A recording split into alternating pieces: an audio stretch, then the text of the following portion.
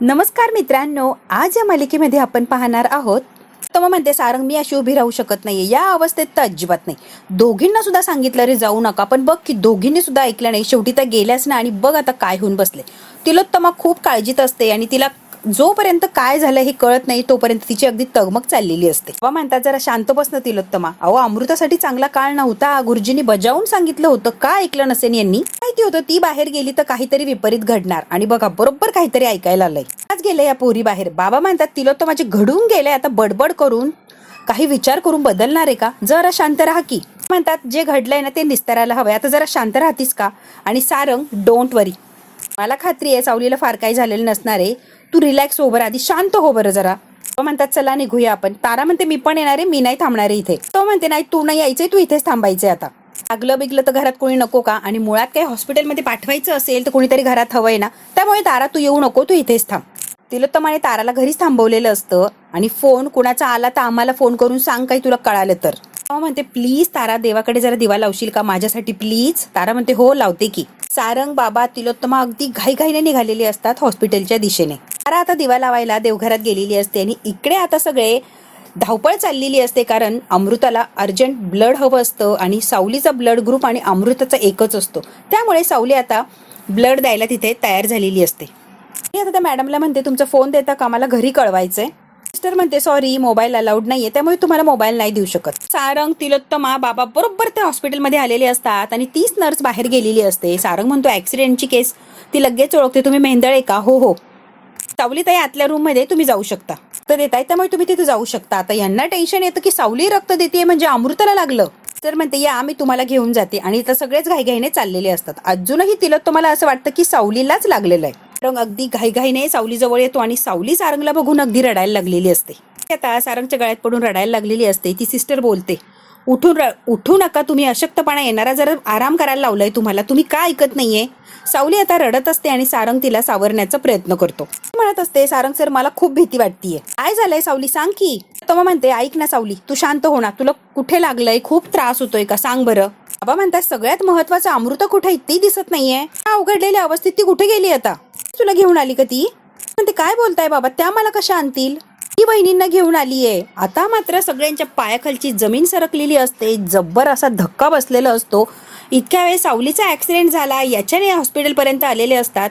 इथं आल्यावर मात्र वेगळंच काहीतरी कळालेलं असतं की अमृताला लागलंय, आणि अमृताची कंडिशन क्रिटिकल आहे. म्हणतात काय बोलतीये सावली? सावली म्हणते हो तुम्ही ऐकलंय, अगदी तसंच झालंय. अमृता कुठे आहे? त्या आयसीयू मध्ये. आता मात्र तिलोत्तमा पूर्ण गळून गेलेली असते, कारण ज्याची भीती होती तेच घडलेलं असतं. अमृताला एवढी जपत असते, आणि शेवटी अमृताच्या जीवावर बेतलेलं असतं. घाईघाईने सगळे पळालेले असतात अमृताच्या दिशेने. त्याची खूप क्रिटिकल अशी सिच्युएशन असते. तिघेही खूप घाबरलेले असतात, आणि अमृताला त्या अवस्थेत बघून तिलोत्तमाची बोलतीच बंद झालेली असते. आता डॉक्टर बाहेर आलेले असतात. मग म्हणते बरी आहे ना, फार काही सिरियस नाहीये ना? डॉक्टर म्हणतात खूप कंडिशन क्रिटिकल आहे, आम्ही आमच्या परीने पुरेपूर प्रयत्न करणार आहोत. तर मला आता नको ते विचार यायला लागलेले असतात. जी भीती होती एक्झॅक्टली तेच झालेलं असतं. जखम खोलवर गेली होती, आम्ही टाके घातले, जखमचं आता रिकवर होईल ते हळूहळू, पण सगळ्यात महत्वाचं तो खूप गेलंय त्यांचं. म्हणतात डॉक्टर धोका टळलाय का? त्यांना शुद्ध आल्याशिवाय मी काहीच तुम्हाला कन्फर्म सांगू शकत नाहीये. तिलोत्तमा बिचारी अगदी हादरून गेलेली असते. शिवाने रक्त मिळालं म्हणून पुढचा धोका वाचलाय बरं. यांना थँक्स म्हणा, यांनी वेळेत रक्त दिलं नसतं तर खूप मोठी पंचायत झाली असती. यांच्यामुळे आज थोडंफार तरी काहीतरी सोपं झालंय. डॉक्टर म्हणतात हे बघा आता गोष्टी जरा आटोक्यात आल्यात ना, तुम्ही इथे गर्दी करण्यात काहीच अर्थ नाहीये. सध्या पेशंटला आराम करणं खूप गरजेचं आहे, त्यामुळे तुम्ही जरा बाजूला जाऊन बसता का? तिलोत्तमा अगदी डॉक्टरांच्या हात जोडते आणि म्हणते प्लीज प्लीज प्लीज एकदा मला बघू द्या ना, एकदा प्लीज. डॉक्टर म्हणतात ठीक आहे, जास्ती वेळ बसू नका, लगेच बाहेर यायचं. तिलोत्तमा म्हणते हो मी फक्त जरा वेळ बसते, तिला बघते आणि लगेच माघारी येते. अमृता कशी आहे हे फक्त बघायचं असतं तिला, आणि जवळ जाऊन तिला बघायचं असतं. तिलोत्तमाचा जीव अगदी वर खाली होत असतो की काय झालंय माझ्या अमृताला. आता घाईघाईने अमृताकडे चाललेली असते तिलोत्तमा. बाबा आणि सारंग सुद्धा आता बाजूला गेलेले असतात. सावली दारातच उभी राहिलेली असते, कारण सगळा जो ब्लेम येणार असतो तो सावलीवरच येणार असतो. इतकी भीती वाटत असते ह्या सावलीला, आणि तिलोत्तमा काय रिॲक्शन देणार हे तर वेगळंच. सारंग अगदी शांत झालेलं असतो, आणि बाबा म्हणतात सारंग सगळं विचित्र होऊन बसलं रे, काय हे अमृताच्या बाबतीत झालंय बघ की. त्या वेळापूर्वी हसती खेळती अमृता आता डायरेक्ट आयसीयू मध्ये गेलीये, बघ की किती विचित्र प्रकार आहे हा. बाबांना खूप वाईट वाटलेलं असतं. सारंग इतका शांत झालेला असतो की तो काहीच उत्तर देत नाही. बाबा म्हणतात कोण असेल रे सारंग तो, एक तर ऍक्सिडेंट केला आणि मागं सुद्धा वळून बघितलं नाही, डायरेक्ट समोर गेला. सारंग म्हणतो कसं आहे ना बाबा, एकदा अमृता वहिनीला शुद्ध येऊ द्या, मग बघू कोण होता काय होता, मग सगळा तपास लावूया. एक बरं झालं सारंग, सावली आपली धीराची आहे बाबा, तिने वेळेत अमृताला धाडस करून इथपर्यंत तरी आणलं आणि ट्रीटमेंट मात्र वेळेत चालू झाली आहे. ही गोष्ट खरंच चांगली झाली आपल्यासाठी. हो बाबा, आता वहिनीला एकदा शुद्ध आली की मग पुढचं बघूया. ही रक्त सुद्धा दिलंय बघ की, म्हणजे अजिबात तिने काही अडचण येऊ दिली नाही अमृताच्या ट्रीटमेंटच्या बाबतीत.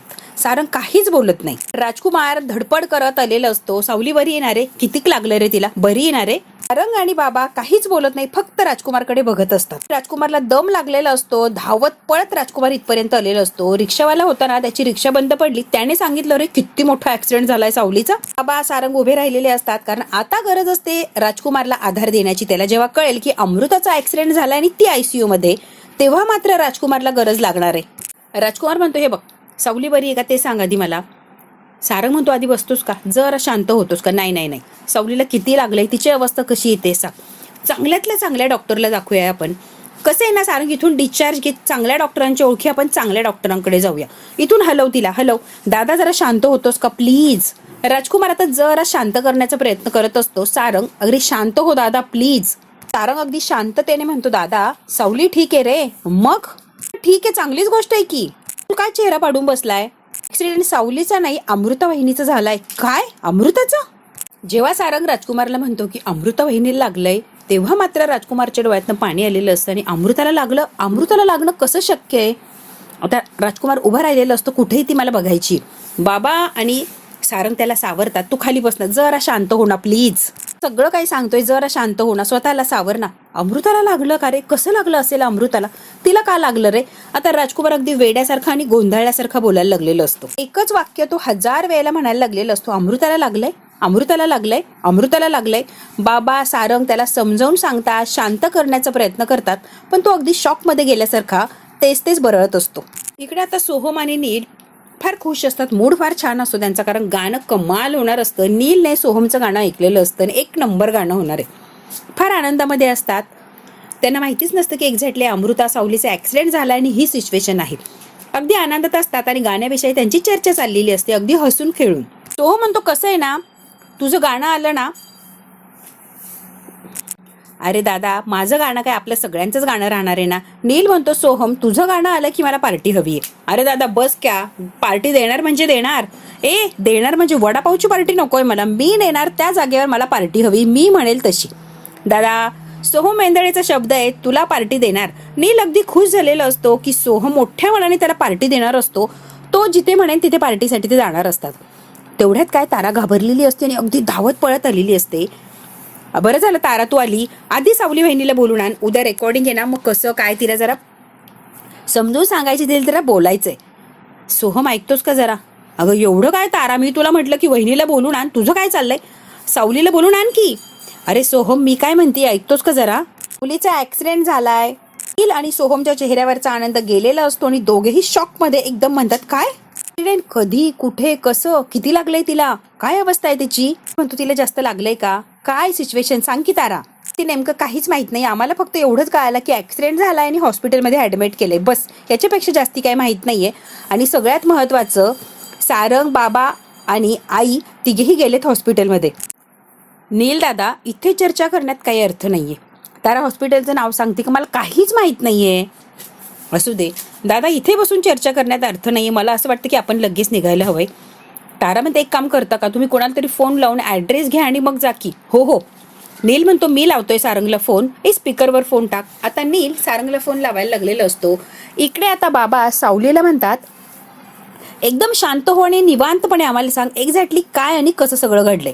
सावली आता रडत असते आणि बाबांना म्हणते कसं आहे ना बाबा, मी रिक्षातून देवीच्या मंदिरात चाललेलो होतो, अगदी जवळच राहिलं होतं मंदिर, रिक्षा बंद पडली म्हणून रिक्षावाले दादा रिक्षा सुरू करण्याचा प्रयत्न करत होते आणि आम्हाला उशीर होत होता, म्हणून मी खाली उतरून दुसरं कोणी आम्हाला लिफ्ट देत आहे का ते बघत होते किंवा रिक्षा मिळते का म्हणून मी प्रयत्न करत होते.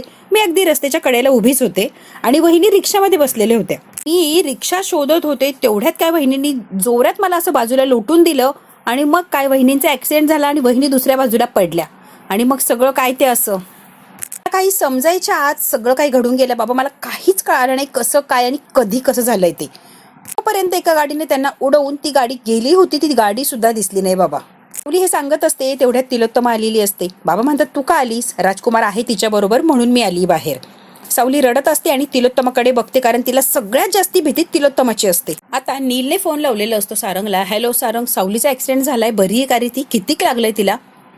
आता सारंग अगदी शांत आवाजात म्हणतो सावली बरी आहे, अमृता बहिणीचा ऍक्सिडेंट झालाय. काय? अरे किती लागलंय, बरी आहे ना ती? आता सगळ्यांना इकडे शॉक बसलेला असतो. नीलला, सोहमला, ताराला अगदी धक्काच बसलेला असतो की अमृता बहिणीचा. ते एक तर प्रेग्नंट असते आणि त्यामध्ये ऍक्सिडेंट, त्यामुळे सगळेच घाबरलेले असतात. म्हणतो आम्ही लगेच येतोय. हॉस्पिटल कुठचं आहे? तो म्हणतो सिटी हॉस्पिटल. लगेच येतो दादा, अगदी थोड्याच वेळात येतोय सारंग आम्ही. लगेच तिला तो म्हणते त्याला सांग अजिबात येऊ नको इकडे, इथे गर्दी करू नका आणि आधीच टेन्शन खूप आहे, इथे येऊन टेन्शन वाढवू नका. घरीच थांब, घरी कुणीतरी लागणार आहे, त्यामुळे सगळ्यांनी इथून बसण्यात काही अर्थ नाहीये. आता तिलोत्तमाने सांगितलंय सारंगला की नीलला सांग सोहम आणि नील इकडे येऊ नका, तुम्ही घरीच थांबा. हे बघ तुम्ही येऊ नका, तुम्ही घरीच थांबा. असं काय करतोय? येऊ दे की आम्हालाही बघायचंय वहिनीला. हे बघ आलाय राजकुमार दादा, तो वहिनींच्या जवळ बसलाय आणि काही असलं तर सांगेल तुला. नक्की सांगा काय असेल ते, आम्ही कुठेच जाणार नाही, आम्ही इथेच थांबणार आहे. सारंग म्हणतो हो, काही लागलं तर नक्की सांगतो आणि तुला अपडेट देतो मी. आता फोन ठेव. आता फोन बंद झालेला असतो. तिने आता खाली मान घातलेली असते कारण तिलोत्तमा पहिला वार सावलीवर करणार यात काही शंकाच नाही. तिलोत्तमा आता रागाने बघायला लागलेली असते सावलीकडे. सावली आता रडत असते आणि नजर चोरत असते तिलोत्तमापासून. इकडे आता राजकुमार अमृताच्या जवळ बसलेला असतो आणि अगदी वेड्यासारखी त्याची अवस्था झालेली असते. अमृता एकदम बेशुद्ध असते आणि राजकुमारला असं झालं ही कधी शुद्धीवर येणार किंवा कधीही बोलायला लागणार. अमृता एसी खूप जास्ती का गं, त्यांना कमी करायला लावू का? ए अमृता बोल ना माझ्याशी. आणि आता राजकुमारच्या डोळ्यात पाणी येत असतं आणि ते पाणी लपवण्यासाठी इकडे तिकडे बघतो.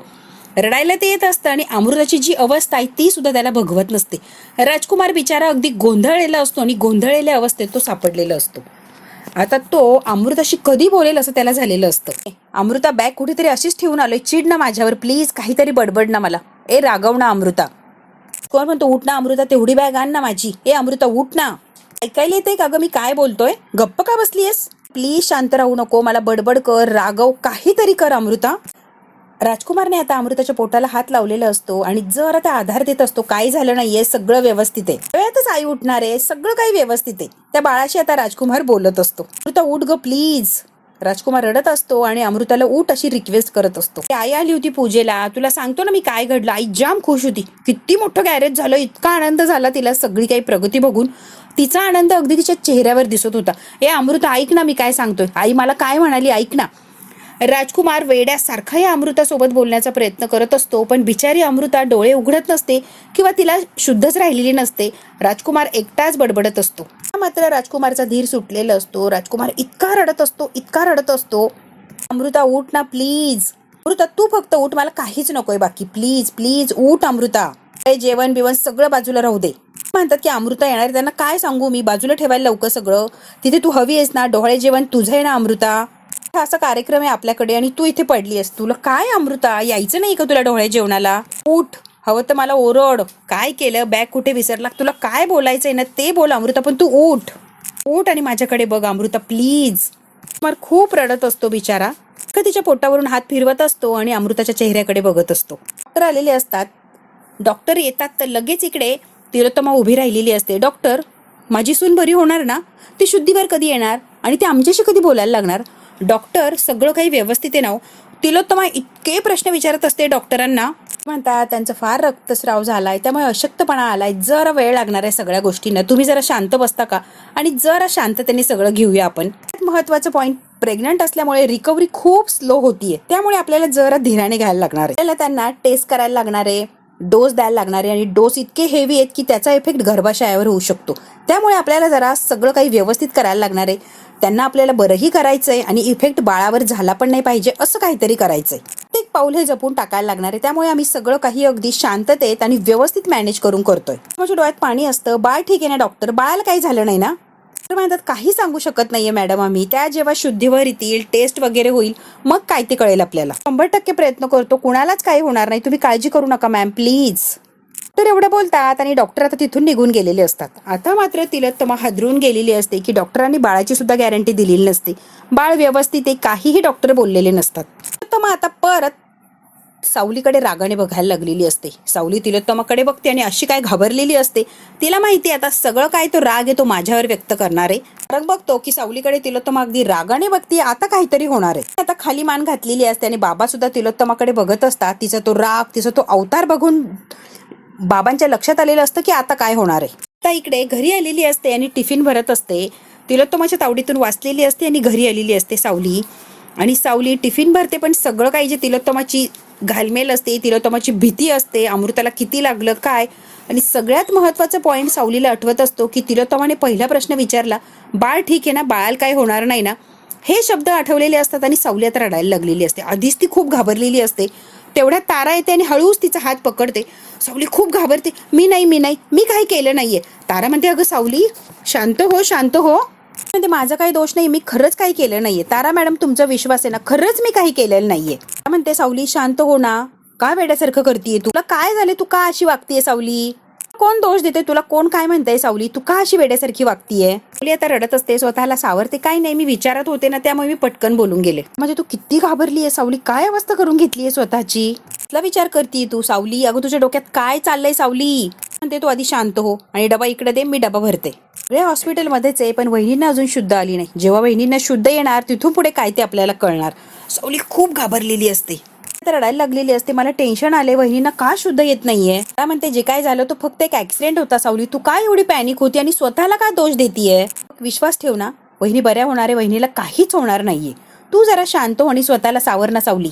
म्हणते हो, विठुरायाकडे बघते, माझा विठुराय आहे, वहिनी बऱ्या होणारच, वहिनींना काहीच होणार नाही. सावली आता विठुरायाकडे बघते आणि हो सगळंच बरं होणार आहे, काहीच होणार नाही वहिनींना, वहिनी बऱ्या होणार आहे. म्हणते डबा भरते, हॉस्पिटलमध्ये द्यायचा आहे ना, उशीर नको व्हायला, लगेच डबा भरते. मध्ये जायचं आहे डबा घेऊन. तारा म्हणते मी पण येते तुझ्यासोबत, चालेल. सावली खूप घाबरलेली असते, तिची अवस्था तारा बघत असते आणि ताराला अजिबात त्या सावलीची अवस्था बघवत नसते, कारण सावली अगदी विचित्रसारखं वागायला लागलेली असते, इतकी घाबरलेली असते. मनामध्ये कुठेतरी अमृता बरी होणार का, तिच्या बाळाला काही होणार तर नाही, या सगळ्या शंका सावलीला येत असतात आणि त्याच्याने सावली अगदी वेड्यासारखं करत असते. तिलोत्तमा बाबा घरी आलेले असतात आणि तिलोत्तमा आता देवाच्या समोर असते. माझ्या अमृताला एकदम सुखरूप ठेव देवा, काहीच होऊ देऊ नको. तिलोत्तमा आल्या आल्या देवापुढे उभी राहिलेली असते. बसलेले असतात हॉलमध्ये. बाबांना खूप टेन्शन आलेलं असतं. तेव्हा म्हणते अमृताला आणि तिच्या बाळाला सुखरूप ठेव रे देवा, काहीच होऊ देऊ नको मायले करायला. सावली आणि तारा घाईघाईने डब्बा घेऊन चाललेले असतात. बाबा म्हणतात मी थोड्या वेळाने येतो, तोपर्यंत तुम्ही डब्बा घेऊन जा, मी आलोच. ह्या दोघी म्हणतात हो आणि घाईघाईने निघालेले असतात. तिलोत्तमा म्हणते थांब. तिलोत्तमा सावलीच्या जवळ येते आणि तू कुठे निघालीयस ग, तिच्या हातातला डब्बा घेऊन टेबलवर ठेवते. सावली म्हणते मी डबा घेऊन चाललीये, कुठेही जायचं नाहीये, मी फक्त डबा घेऊनच चाललीये, कुमार सरांना जेवण द्यायचं म्हणून मी चालले होते, बाकी काय नाही. म्हणते नाही म्हणाले ना एकदा, कळत नाही का, नाही म्हटलेलं कळत नाही का ग, अमृतावर आणि तिच्या बाळावर तुझी सावली पडलेली मला चालणार नाही, अगदी स्पष्ट तिलोत्तमाने सांगितलेलं असतं सावलीच्या तोंडावर. म्हणते असं काय म्हणताय मॉम, तिने काय केले आणि असं का तिला दोष देताय, प्लीज माझं तोंड उघडायला लावू नकोस, एकदम शांत बसायचं. आता अमृताच्या हॉस्पिटलमध्ये जी अवस्था आहे ना, त्याला कारणीभूत फक्त आणि फक्त सावली आहे, कळालं. मी लाख हट्ट केला, तू का घेऊन गेलीस, नाही म्हणता आलं नाही का तुला, मी खूप वेळा नाही म्हटलं पण त्यांनीच ऐकलं नाही, प्लीज तू काही एक सांगू नको ग, तू शहाणपणा केला आणि तिला नेलं, मला माहिती की तुझ्यामुळेच अमृता आज मरणाच्या दारात आहे. शपथ घातली मला म्हणून मला जावं लागलं, त्यांनी मला शपथ घातली की देवीची ओटी जर भरली नाही तर काहीतरी विपरीत घडणार, त्यांनी खूप मला हे केलं म्हणून मला जायला लागलं. तारा म्हणते हो मॅम, सावली बरोबर बोलतीये, वहिनीने खूप हट्ट केला आणि फक्त ती वहिनींच्या बरोबर गेली, या सावलीचा काही एक दोष नाहीये. सावली शेवटपर्यंत नाहीच म्हणत होती, अमृता बहिणींनीच तिला जबरदस्तीने नेलं. तोपर्यंत राजकुमार सारंग आलेला असतो. काय झालंय मॉम, त्याने हट्ट केला बाहेर जायला, माझा नंबर आहे ना ग तुझ्याकडे, फोन लावला असता मला तसं आलं असतं ना सगळं, मला फोन लावला असता तरी पण ते थांबल्या नसत्या, देवीला नवस बोलला होता आणि त्यांना जायचंच होतं, काहीच ऐकत नव्हते, अगदी मी शेवटपर्यंत त्यांना नाहीच म्हणत होते. एकटी गेली असती तर काय केलं असतं, म्हणून सावली गेली असेल ना, ती पण काळजीपोटीच गेली ना ग. हो ना, काळजीपोटीच गेली, बघितलं ना काय झालं तिच्या काळजीमुळे. तो म्हणते मला कसं वाटलं होतं ना, एक जबाबदार सून आहे, पण नाही, थोडं काही अमृतावर ढकलतीयस. वा, अमृताने तुला वाचवायचा प्रयत्न केला म्हणून अमृताची ही अवस्था आहे. तुला कोणी सांगितलं आई, हे रिक्षावाल्याने सांगितलंय मला हे सगळं, सावलीमुळे अमृताची ही अवस्था आहे, कळालं. गाडी येत होती, खरं तर सावलीला मारण्यासाठी गाडी येत होती, सावलीला दूर लोटलं आणि अमृता गाडीच्या समोर आली. ती बिचारी हॉस्पिटलमध्ये या अवस्थेत आहे, त्या जागी आज सावली असती. तेव्हा माझ्या अमृताला तिच्या बाळाला सुखरूप ठेव रे, काहीच होऊ देऊ नको, मी सगळं चांगल्याच हेतूने केलं ना. तेव्हा म्हणते अमृताला किंवा तिच्या बाळाला जर काही झालं तर मी तुला माफ करत नसते, तुला याआधी पण सांगितलं होतं अशी चूक करू नको की ती परत चूक सावरता येणार नाही. तिलोत्तमा खूप चिडलेली असते. तारा चल आपण डबा घेऊन जाऊया. तारा आणि तिलोत्तमा डबा घेऊन जातात. सारंगला खूप वाईट वाटलेलं असतं आणि सावली रडत रडत आता वर गेलेली असते. बाबा आता सारंगला आधार देतात आणि त्याच्या खांद्यावर हात ठेवतात. शांत हो सारंग, सगळं काही व्यवस्थित होईल. बाबांना, सारंगला सगळ्यांनाच टेन्शन आलेलं असतं. जे काही चाललंय ते फक्त अमृता शुद्धीवर यावी आणि सगळं काही सुखरूप व्हावं यासाठी सगळेच आता प्रार्थना करत असतात. बघू आता अमृता लवकरात लवकर शुद्धीवर येणार आणि सगळं काही छान असं होणार का, हे जर बघायचं असेल मित्रांनो तर बघायला लागणारे पुढचा भाग. हा भाग इथेच संपतो. व्हिडिओ आवडल्यास लाईक, शेअर, सबस्क्राईब नक्की करा. धन्यवाद.